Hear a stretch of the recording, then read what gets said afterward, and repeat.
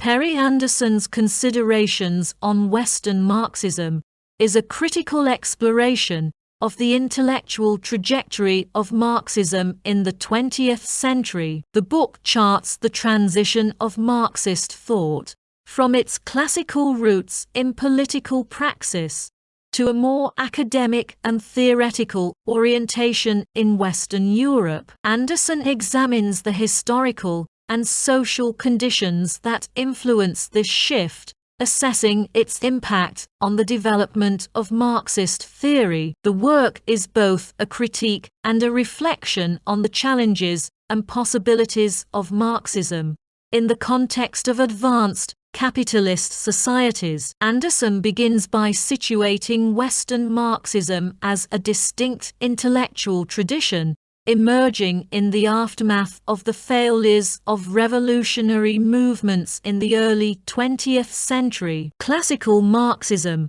represented by figures such as Karl Marx, Friedrich Engels, Vladimir Lenin, and Rosa Luxemburg, was deeply embedded in the struggles of the working class and focused on the practical task of revolution. However, the defeats of the revolutionary uprisings in Germany, Hungary, and Italy in the wake of World War I, alongside the consolidation of Stalinism in the Soviet Union, marked a turning point. These events not only curtailed the political momentum of Marxism, but also led to its intellectual retreat in Western Europe. This retreat, Anderson argues, was a product of historical necessity, the stabilizing of capitalist economies in Western Europe, the strengthening of bourgeois democracies, and the rise of fascism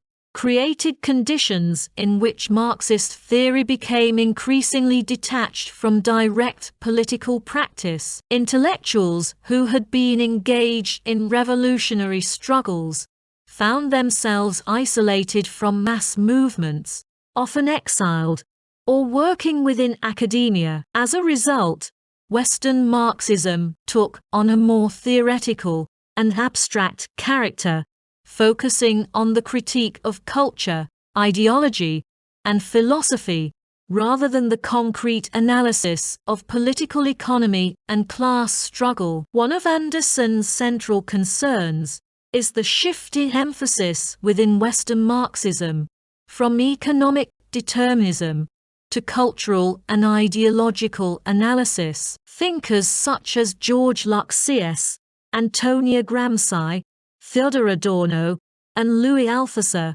prioritize questions of consciousness, ideology, and superstructure, diverging from the classical Marxist focus on the material base. This reorientation was partly a response to the challenges posed by the resilience of capitalism and the failure of the proletariat to fulfill its revolutionary role. Western Marxists sought to understand the mechanisms through which capitalism maintained ideological dominance, emphasizing the role of culture and the complexities of human subjectivity. Anderson identifies George Lukács as a key figure in this transition. Lukács's History and Class Consciousness marked a decisive break from classical Marxism by foregrounding the role of consciousness and reification in capitalist societies. Lukács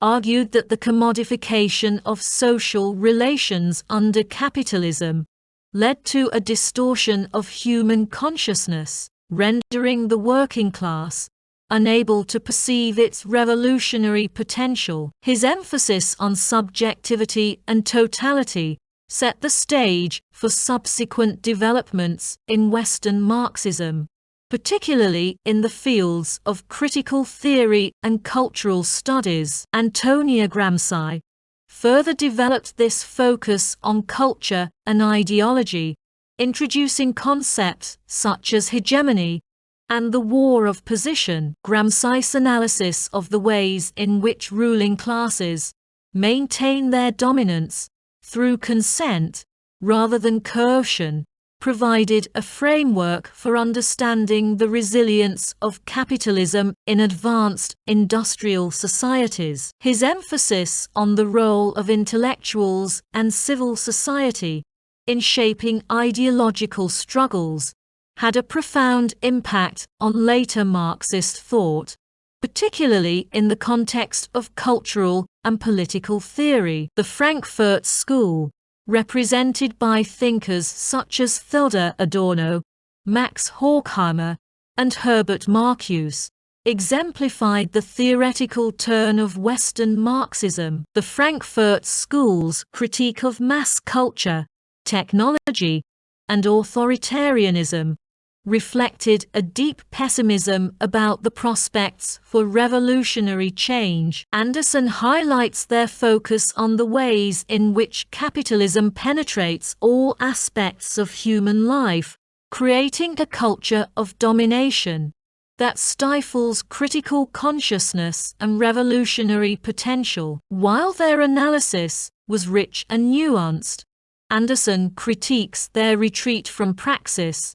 noting their tendency toward an elitist and overly abstract approach. Louis Althusser represents another significant strand of Western Marxism, with his structuralist reinterpretation of Marxism. Althusser's emphasis on the relative autonomy of ideological and state apparatuses challenged the economic determinism of classical Marxism. His work sought to provide a scientific basis for Marxist theory, employing concepts such as overdetermination and the problematic to analyze the complexity of social formations. However, Anderson criticizes Althusser's rigid structuralism for its lack of attention to historical agency and its detachment from political practice. A recurring theme in Anderson's analysis is the geographic and cultural specificity of Western Marxism. Unlike classical Marxism,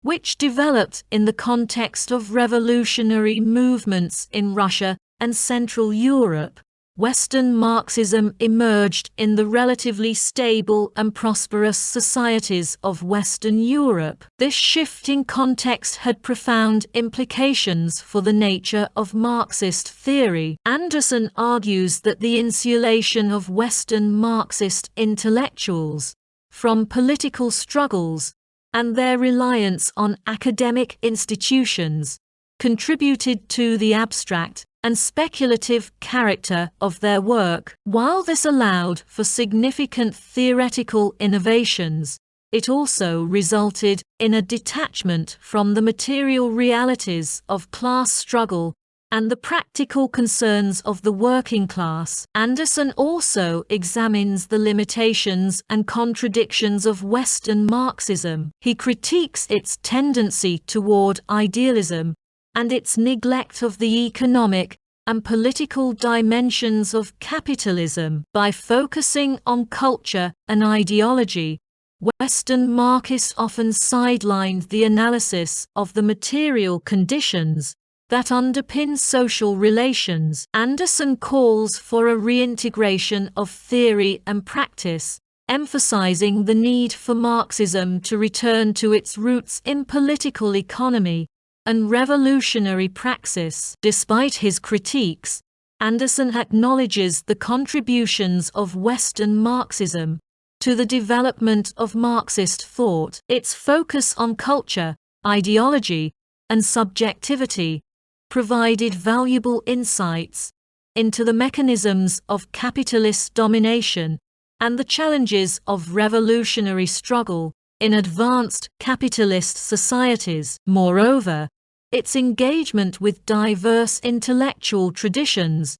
such as existentialism, psychoanalysis, and structuralism, enriched Marxist theory and expanded its analytical scope. The book concludes with a reflection on the prospects for Marxism in the late 20th century. Anderson emphasizes the importance of historical context in shaping the trajectory of Marxist thought, Noting that the conditions that gave rise to Western Marxism were specific to a particular historical moment, he suggests that the resurgence of class struggles and the crisis of capitalism in the post-war period may create new opportunities for a reinvigoration of Marxist praxis. Anderson's call for a renewal of Marxist theory, rooted in the analysis of political economy and the realities of class struggle,